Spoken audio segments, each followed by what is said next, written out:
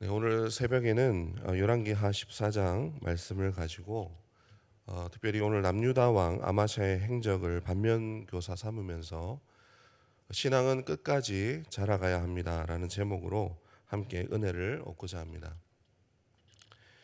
오늘 아마샤 이 남유다 왕에 대한 평가를 보면은 그렇게 나쁘지가 않습니다. 3절에서 말씀하고 계신데요. 그 말씀을 보니까 아마샤가 어떤 사람이었는가 평가하시기를 여호와 보시기에 정직히 행하였으나 다윗과 같이 아니하고 아버지 요아스랑 닮았다라고 평가를 하고 있습니다. 남유다 왕들도 그렇고 북이스라엘 왕들도 그렇고 대체적으로는 하나님 앞에 악을 떠나면서 어떻게 보면 분열 왕국을 지나서 그렇게 멸망의 길로 가고 있었기 때문에 어찌 보면 그렇게 평가가 좋지가 않습니다. 그럼에도 어쨌든 하나님을 의식하고 살아간다라는 것 자체가 매우 긍정적으로 이렇게 평가가 되고 있는 것으로 보입니다. 실제로 6절에 보면은 이 아마샤의 어떤 모습을 이 정직히 행하였다라고 하는 모습을 보여주고 있는데요. 6절에 보면은 자신의 부왕의 암살에 가담한 사람들, 숙청을 어떻게 할 것인가 이 부분에 대해서 보통은 그렇게 자신의 아버지를 해하려고 한 그런 반역자들을 죽일 뿐만 아니라 그 가문을 멸하는 그런 일까지 서슴지 않았던 그 시대에 어떻게 보면 그 부왕의 암살에 가담한 사람들 이외에 그 자녀들은 살려주는 그런 비범함을 보여주는 모습을 이렇게 우리가 볼 수가 있습니다. 왜 그렇게 했는가 이렇게 말씀을 보니까 그 이유가 모세의 율법을 보면은 연좌제 하지 마라.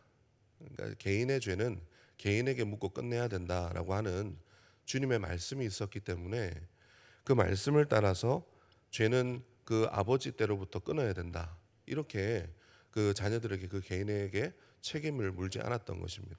그때 당시에는 그 왕으로서 굉장히 파격적인 그런 호의를 베풀어 주었던 것입니다.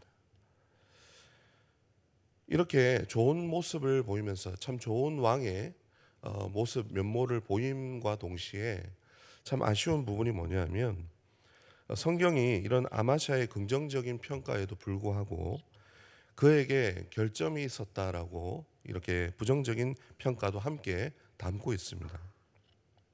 그것이 무엇이냐면 끝까지 신앙을 그렇게 배워나가고 성숙해 나가는 그런 모습이 아니라 신앙을 적극적으로 수행하는 그런 믿음은 없었다라는 것입니다.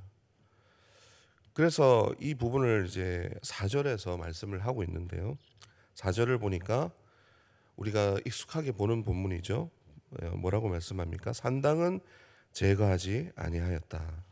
백성들이 여전히 산당에 가서 제사를 드렸더라. 이렇게 기록을 하고 있습니다.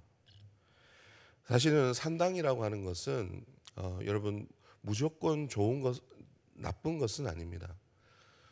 산당이라는 것은 때로는 예배하기가 정말 어려운 시기에 하나님께서 예외적으로 산당을 허용하시고, 그러니까 일종의 우리가 과거에 코로나 때에 각자 예배를 드려야 되지만 모이지 못했을 때 참 어려운 시기가 있지 않았습니까? 그래서 각자 예배를 드렸던 것처럼 지방의 성전처럼 그렇게 그 제도를 허락하셔서 하나님께 나아올 수 있도록 그렇게 예배 규정을 두신 경우도 있었습니다. 그럼에도 불구하고 이 산당이라는 것은 어쨌든 그렇게 가나안의 그 우상 숭배와 혼합해서 그렇게 제사를 드릴 수 있는 그런 우상 숭배의 위험이 있었기 때문에 유혹이 있었기 때문에 어쨌든 산당은 제거하는 것이 맞다고 그렇게 이제 보여집니다.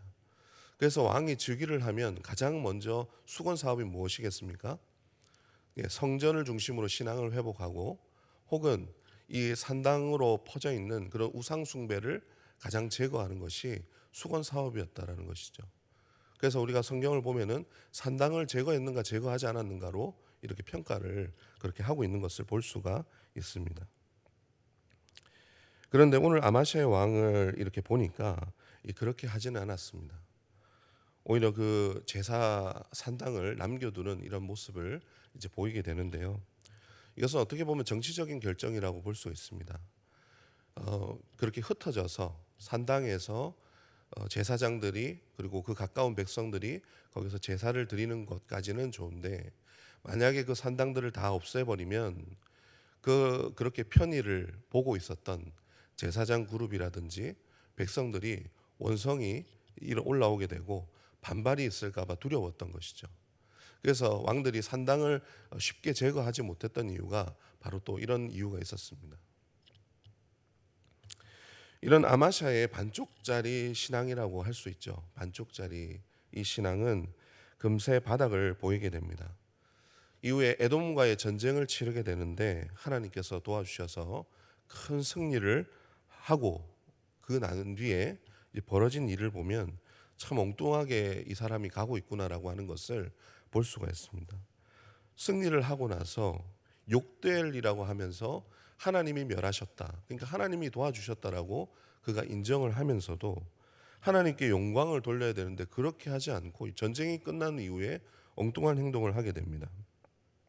돌아오는 길에 에돔 신을 가져다가 이게 우리 신이다라고 하면서 거기다가 이방 종교를 섞어 가지고 그렇게 우상 숭배를 덜컥 드렸다라는 것이죠.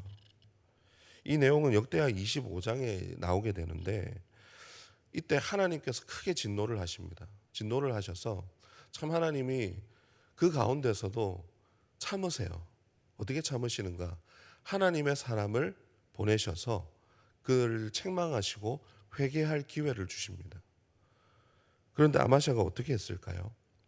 그렇게 하나님의 사람을 보내서 그를 크게 책망을 하셨지만, 회개를 기다리셨지만은 아마샤는 그 앞에서 콧방귀를 뀌면서 하나님과 하나님의 사람을 무시하고 하나님의 말씀을 듣지 않는 그런 악을 행했다라고 하는 것입니다. 굉장히 무례하고 교만한 그런 모습이었습니다. 결국 아마샤의 신앙은 하나님의 말씀대로 어떻게 보면 어설픈 그 신앙, 반쪽짜리 신앙에 머물러 있다가 결국 비참하게 무너지는 그런 모습을 보여주면서 끝이 납니다. 에돔과의 승리에 너무 심취해서 자아도취에 빠져서 마치 자기가 다 이룬 마냥 거기에 빠져서 그 북이스라엘의 시비를 걸었다가 오히려 그들에게 포로로 잡혀가고 그 약탈당하는 그런 비참한 최후를 맞이하게 된 것입니다. 그 후에 조금 더 생존해서 살았다라고 기록은 하고 있지만 그 포로된 생활은 그렇게 행복한 그런 모습은 아니었을 것입니다. 오늘 말씀을 보니까 고린도전서 10장 12절 말씀이 기억이 납니다. 그런즉 선줄로 생각하는 자는 넘어질까 조심하라. 항상 하나님께서 우리에게 주시는 말씀은 하나님의 은혜가 있고 나면 그 깨달음이 있을 때 또 한편으로는 사탄, 그 마귀가 와서 그 은혜를 흔들고 유혹을 하는 그런 시험도 있다라는 것입니다.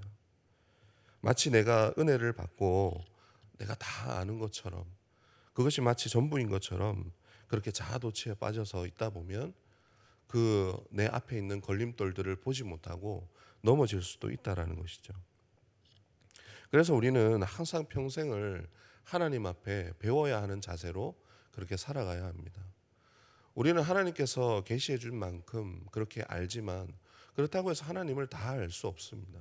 우리는 여전히 그 하나님 크신 바다 가운데 그 작은 부분만 알 뿐이지 그렇게 하나님을 다 알 수 없는 그런 연약한 존재임을 늘 인정하면서 하나님 앞에 배워가야 한다는 것입니다.